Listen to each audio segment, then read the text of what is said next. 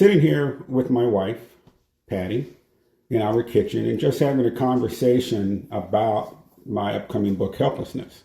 As we're doing a behind the look, not only with the book itself, but the emotions that went into me writing the book, how it may have impacted her from the first time she learned about the molestations with my sisters, and also my own personal molestation with our babysitter in 1966.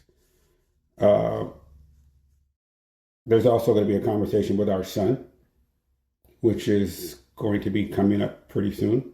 And looks like even our daughter's going to participate, so people get a sense of what's going on. But this is really about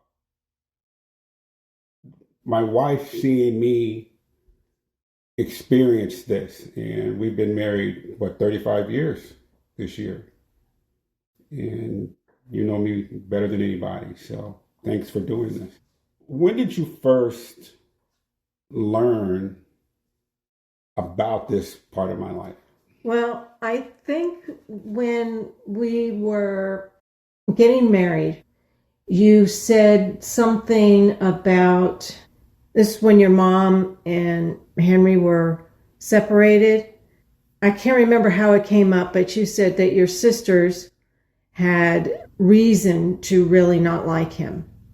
And I said, did he molest them? And you said, no. You denied it. You didn't tell me until I was pregnant with Ben. So in 1986, 3 months before we got married in November, and as I wrote in the book, that's when you got him out of the house. Yeah, but did you see me going through anything? Because prior to our marriage, I had told you I need to go home and take care of things. You used to stay with me on the weekends when we were dating, and then you said you had some things you had to take care of this one particular weekend, and you didn't tell me what it was, and just that you couldn't stay. And when I finally saw you again, I can't remember if you told me then that he was out of the house. I don't remember when you told me, but I didn't have a sense of anything major to the extent of what you had done. I didn't get that sense from you. I knew it was something important, but I didn't know what it was. I had no idea. Mm-hmm. That I heard that story. I didn't find that out until we were at our house, and I believe we had both of our kids, and you were sitting talking to your brother who was staying at our house, and you told him how you got Henry out of the house. So that would be in the 90s, 1990s. Yeah, late. Yeah. That's when I heard how you got him out of the house. Now, you and I met in 1982. Yes, we did. And we dated off and on for 4 years, and then we got married in 1986. So you didn't hear about any of this until I didn't know until 1989. So I was pregnant because Ben was... Well, you knew something, but you didn't, if I understand you correctly, you didn't know any great detail until me and my older brother were sitting around talking about it. Your youngest sister had left the group and moved out, right, and wasn't really talking to anybody. And so that was weird. There were clearly things going on, but I had no idea what they were. Mm-hmm. And you did not share what they were. So the conversation at our house was with the brother directly beneath you in age. And how the conversation, I believe, started was he was talking about that when he left, when he moved out, he just knew he was going to have to kill you. You're talking about and your older brother moving out of our house on Victoria. Yes, moving out of the house on Victoria. Okay. He was going to have to kill you and your older brother because you were going to try to stop him from killing Henry. Can't remember if he was thinking of hurting your mother. I don't remember. So But this is the you're overhearing the conversation he and I are having yes, on he's in saying our house on Sausalito. yes, he Okay. was saying he was just sure he would have to kill you because you were going to try to stop him. And that's when you told him how you got Henry out of the house. Yeah.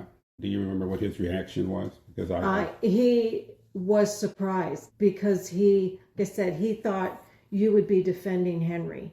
hmm And I don't know if he remembers that, To me, it was I a remember big the conversation awakening. he and I having, and him telling me he felt he would, in order to get Henry out of the house, he would probably have to kill me and my older brother. brother. Now, we're not talking about my older half brother in No. Portland. No. Your older brother who still lived in the house. Yeah.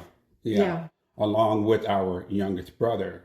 Yes. Because at that time, the brother that we're talking about, he had already moved out. Yes. Yeah. And he had kids. Yeah, he was married. This was years later. And your mom and Henry had been separated and divorced or whatever for years at this point. When you heard that and you're watching your husband and his brother had this conversation that to me would be earth-shattering information, maybe something you would want to have known about, even if it wasn't going to impact how we move forward, but something like that could easily impact things I thought about, how I reacted to certain things. Would you have liked to have known that? Well, Because that's a major thing in my life. I think, I can't go back to that and say, would it have been different had I known? Because I didn't know. It was very intense, and I could see the intensity that both of you had. So you were in the room. I was in the room. Yeah. And that's when later you said you wished I hadn't been there, but tough. I was there, and I was supposed to be there because I needed to hear that. Well, I don't know that it's so much tough. I'm joking. It made it tough on me. But you released it for the first time because you hadn't told anyone. Yeah. And in that moment, you told two people at one time. Yeah. And well, at that time, every one of my brothers and sisters assumed it was my mom yes, that got him out of the house. Yes. None of them would yes, begin to think that it was one of their brothers or sisters that did it, let alone the steps that I took. Well, it also informed for me your reaction when we went to your cousin's house in the valley, and your mom was for a party, and your mom and Henry was living with your cousin, but he wasn't at the house for the party, but your mom was staying there with Henry. And that informed for me what your reaction had been then, because you were not happy. Yeah. Well, so my mom had already betrayed and abandoned her daughters when she empowered him to continue to molest the first two. And then subsequent to that, found out years later, he had gotten to my two youngest sisters, the twins. But prior to all of that, me and my older brother, as you know, we were molested by our babysitter in 1966. And our mother knew about that, and she didn't do anything. Even at that time, she was dating Henry. So there were opportunities for her to step in and do something, and she didn't. Well, let me ask you, when she found out, she had known about your older sister because your older sister had told her. Yes. It was when she found out about your next oldest sister that you guys had that family meeting. Yes, we had that family meeting, but it was not because of her. She was not the one who demanded to have the family meeting. But it was my oldest sister. Right, but it was when she found out about your other sister. Yes. When your mom found out. Yes, 1977. So do you think that at that point your mom thought that it was over, that he was going to stop? I believe she did. And that's why she let him back in the house? On the one hand, I think she did. And on the other hand, I think she probably felt he wasn't, because my older sister had already told her That it had been going on. that with it her. had been going on. And she refused to step in. Now, of course, we four boys had no idea Right. what was going on. Right. But my mom did. Right. And my oldest sister is being assaulted by him. And she allowed him to stay in the house. And in doing so, served up my sister as sacrifice for him. Right. Now, my mom, has things that she had to deal with. She's got 8 kids by the time she's 23 years old. My father, my memory of him was that he was a very brutal man, a drug addict, and ultimately that's how he passed away. So she's dealing with all of this as a young woman. In fact, she had my brother when she was 16, so she's a baby having babies. And so how do you keep your life together and then keep your kids safe, and the many things that we went through, and you know a lot about them, so I'm not going to rehash any of them. But I think she knew. And I think it was once my oldest sister learned of my second sister, that my oldest sister demanded at that time that we 4 boys, the 4 brothers, be let in on it. I think if my second youngest sister had not told my oldest sister, my oldest sister would have continued to be assaulted sexually by him. My second youngest sister would have continued to be assaulted. She just happened to speak up. Do you think that your older sister wanted you guys to know because she thought you would get him out of the house? Yes. Yes. And she also knew that we were very close to signing this recording contract with Motown at the time. And what I know of my oldest sister, even if we had signed, it wasn't going to end pretty for us. No. Because she needed to protect herself, and she needed to protect her sisters. Our sister at the time. Yeah. We can't say sisters because no one knew of my twin sisters until, 6 years ago? Well, yes. But I think in her mind, she's protecting all the girls. She's protecting all the girls, yes. And in doing so, something that she said to us, right. Was emotionally challenging, and things that we still grapple with to this day. Right. So as to your question, would she have let it continue? Yes, I think so. But because of your second sister. Yes. And she was ridiculed. My mom had set up a situation where she made my sister not only remain the victim of sexual assault. Your oldest sister. Yeah, my oldest sister not only remained the victim of sexual assault, but also then become a victim of verbal assault and telling us that she's a liar, that she can't be trusted, which was designed to get the brothers as boys upset with her, which was not difficult because she and my mother were constantly at each other. But now I know the genesis of it. Well, I also remember a time, this was still on Victoria, and your older sister had been out of the house for a while, and she'd gone to dinner with your mom.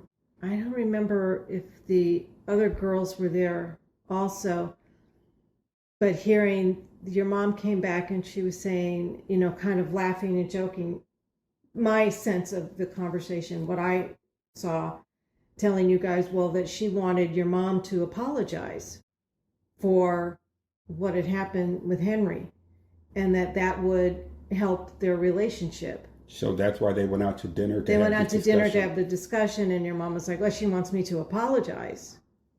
Yeah. In hindsight, yeah. Apologize. And your mom's response was, in knowing all the stuff now, your mom's response was like, isn't that ridiculous? Kind of thing. That's the sense that I had, but Well, that's how it came off. That's definitely how it came off. Do you remember that? Yes. Because my mother, even to this day, still has not apologized. She still wants to somehow be the larger victim. Yes, she is a victim of all of it, some of it of her own making, some of it just due to her need to have a man around, and any number of things. But yes, she came in and she just laughed off what my sister. Okay, so you remember that Yeah. also. Yeah. So back to the discussion in the late 90s between me and my second brother. What did you see, if anything, that he and I were going through as we were talking about this, where I imagine, It was very intense. Both of you were very intense. And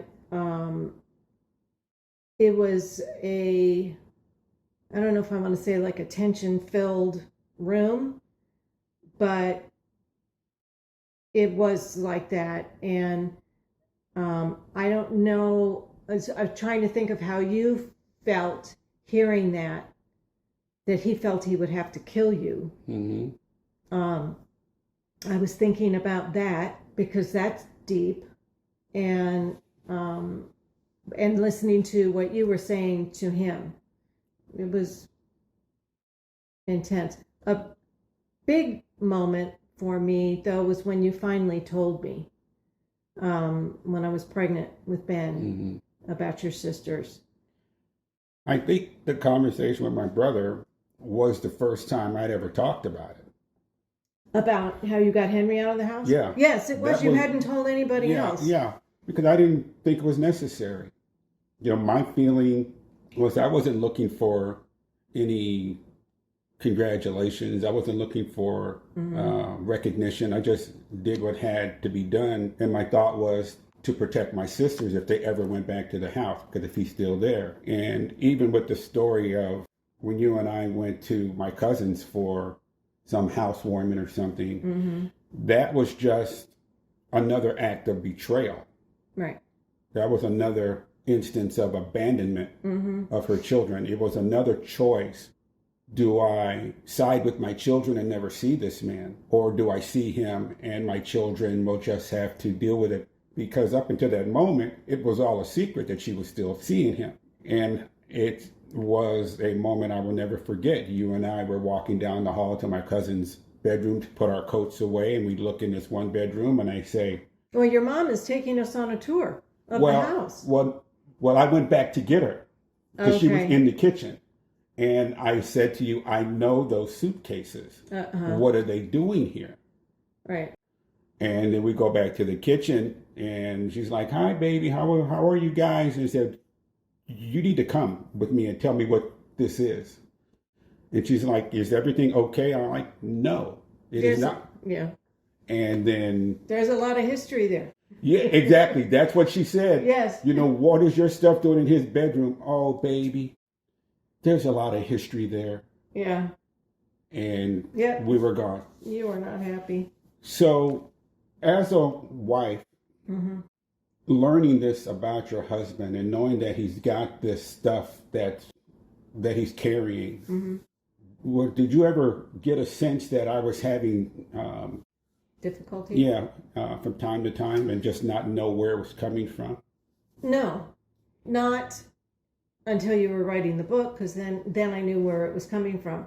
I would say I had a sense, even before I married you, I had a sense you'd be a great dad, whether it be a boy or a girl. But I think during the years we had discussions, when do you want to tell the kids about your family history? Well, when did I tell you? Because if I waited all those years to tell one brother, and in fact, my sisters didn't learn about it until, 6 years ago? Yeah. What I had done? 2015? Right. They didn't know. Right. So when you first heard about it from me, what was the situation? What was the circumstance, if you remember? About me telling you about it. About getting Henry out of the house, or about your sisters being molested? Well, both. Well, I said when I was pregnant with Ben, right? You told me that your sisters had been molested. Do you remember? I don't remember exactly when the conversation took place. The conversation took place. We were sitting in the living room You said, I have to tell you something. And you told me, and it was very hard for you. You'd never told anyone before. You were intense.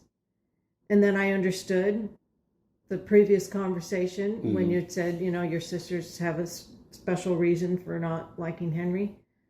So that was that. And I understood more clearly. Did you ever have any conversation with my sisters, or did you ever overhear them saying anything? Yeah, because we typically did not talk about it. No. Actually, when we were planning our wedding, and I had asked all 4 of your sisters to be bridesmaids, and your second sister talked to me and said that there's no way that 2 of them would do it just because of family dynamic stuff, which would be your oldest sister and your youngest sister. And they indeed were not in our wedding. Yeah, because the whole Henry thing. Yeah. Yes. From a wife's perspective, when you are married to a man who has gone through this, his own personal molestation. I don't know when I told you about Ann. I imagine that was much later. If you have, or could share what your thoughts would be to kind of help a husband get through stuff. There were moments when I was writing this book when it was so incredibly difficult. It was, I liken it to just rolling a huge boulder uphill, and there was just never a top of the hill, because it seemed like every other week something new would show up. Well, I would say just I can't carry the burden for you, and it's just being there. And you had told all of us, our kids too, that in writing this there was going to be times when you were going to be out of balance. You wouldn't be there for us as much as you could because it was going to be intense. So we all understood that. And it was, we're here, we love you. For me, I was not trying to carry it for you. I was just trying to be here for you when you needed it. You are not a person who likes to be smothered. So it's when you reach out, we're here. Well, I think that is due in large part to what I experienced growing up. You know, there were parts of my life that are removed from just the molestation, but I grew up very poor, as you know. I was an intense stutterer. I was teased a lot in my house. So for me to just readily accept someone, as you say, just, offering love and affection and stuff like that, I'm fine with it. But as you say, not to be smothered, that's... You don't like it? No. When you're sick, you don't like to be taken care of. So I don't. Just a little. Just back to what you just said, there was a moment when I was writing the book, and I have really gotten to an intense, difficult part when I realized that Henry had beaten me to the twins, which was so stunning to me because I'm already writing about how he had gotten to them. Right. But it never clicked that he beat me to them until I wrote this particular passage in the book. And I went down. I was emotionally crushed. I was devastated. Because the whole reason with telling him if he didn't leave the house in 24 hours, I was going to kill him, was to protect them. He had already gotten to the other 2, but I was going to protect my twin sisters at all costs, and even if it meant sacrificing my own life, which is odd because I didn't even tell you what I was getting ready to do. So if I had died or if I had murdered someone, where was that going to leave you? You weren't going to be happy, I don't think. So that particular day was brutal. That day and even days after. So when you walked in, what did I look like? You were crying, but you were on the phone with your second sister. And obviously I knew it had something to do with you writing the book, and I thought that she would be the best source for you in that time. And I waited till you got off the phone. I remember so clearly when you walked through the door, the phone rang, and I refused to answer it, thinking that you would answer it, but you didn't. And she called back. And Well, you had called her. I think you had reached out and left a message or something Yeah. that you were having such a hard time, and but needed. then she called back, and then when I answered the phone, I heard you coming through the garage into the office, and you opened the door, and all I remember is looking at you and putting my hand up, Yep. just not now, not now, and I just see you mouthing, what's going on? What's going on? And my hand is just not now, and this stricken look came across your face. What is going on? Yeah, it had to be her that you talked to. Yeah. And I was there when you got off the phone to hear what was going on. It's hard, I can't take it for you. Yeah. But to go back even further, I wouldn't say astounded. It was so clear to me that you and your brothers were victims also, and I couldn't see how you couldn't see that. Yeah. I couldn't see how you couldn't see it, because you were. Even at that point, you weren't going through the day-to-day emotional upheaval of writing the book. This was before that, but you were dealing with it, and it was coming up. We had told the kids the situation. I think that's when it really started bubbling up for you, possibly. Yeah, I think you're right. When we told the kids, it became more present in your mind, and it had to be dealt with. And they had to know. Right. In my mind, they had to know. They were old enough to understand aspects of it. Yes. But I couldn't understand how you couldn't see it as you're going through this trauma. I never identified as a victim, and I remember clearly when you challenged me on that when we were in the bedroom, and you said to me, you're a victim. I'm like, no, I'm not. What are you talking about? No, it was my sisters. Of course you are a victim. Like, what are you talking about? It had nothing to do with me. And then you didn't let it go. And you just kept, how do you not see it? Yeah, I couldn't understand how you couldn't see it as you're sitting there wrecked. Yeah. How do you not see that? We're sitting in the bed, and I'm putting up every defense, every denial. And then you're pointing out, what do you think you're doing?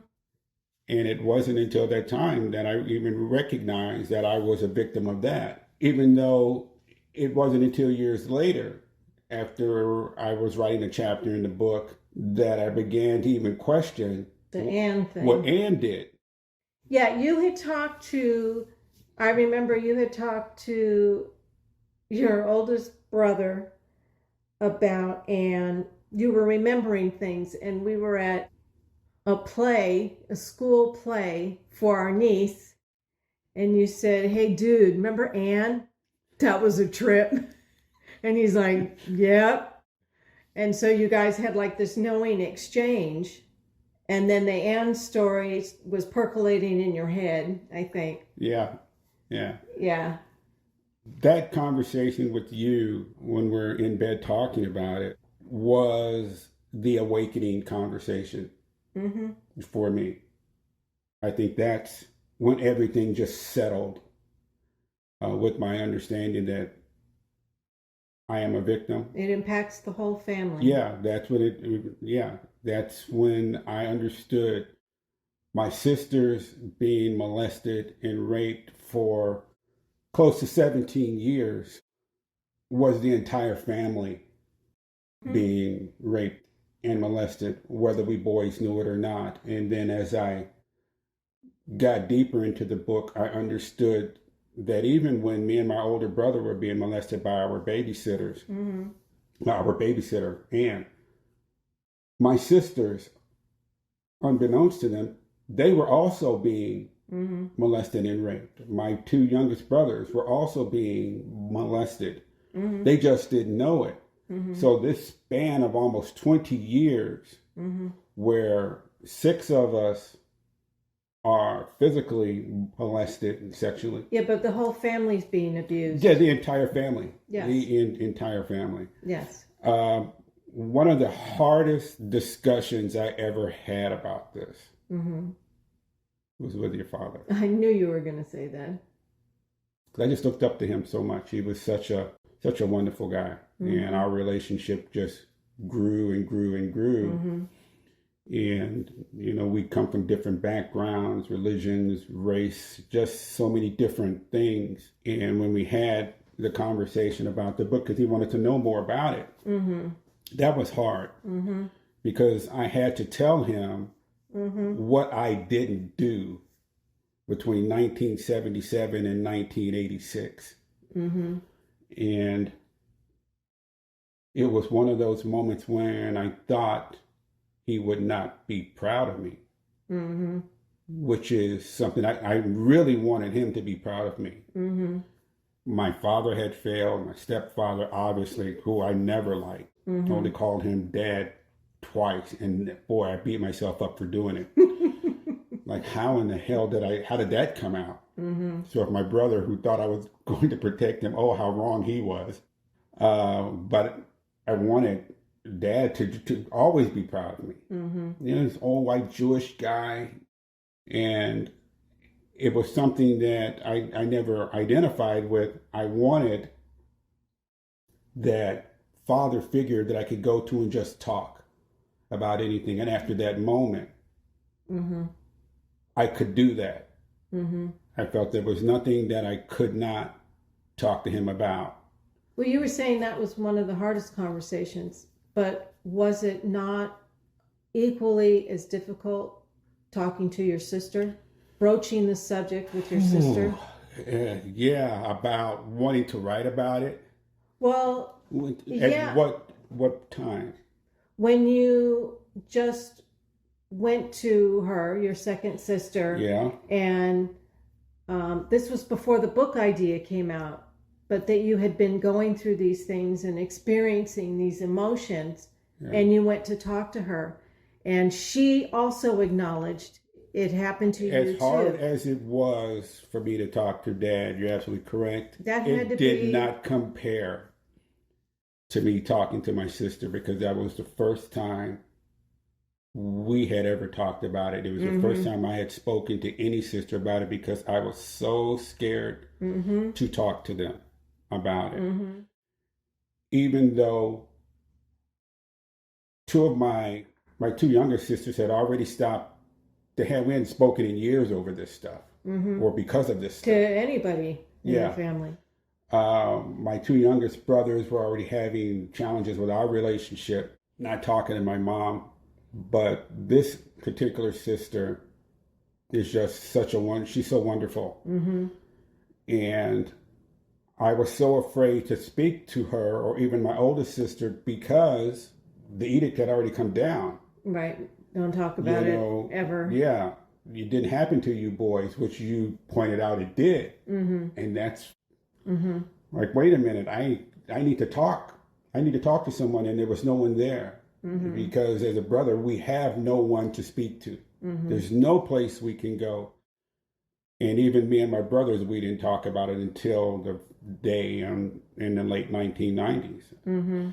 So when I went to her, picking up the phone to ask her if I can come and talk to her took me a long time. It was like when I wanted to go out and speak to my to one of the twins. That phone weighed 1,000,000 pounds. I'd pick it up, set it down, because I knew what she was going to say. She was going to say, no, I don't want to talk to you about it ever. Is that what you thought she was going to say? Yes. When you went over there? Absolutely. But did she make it easy for you?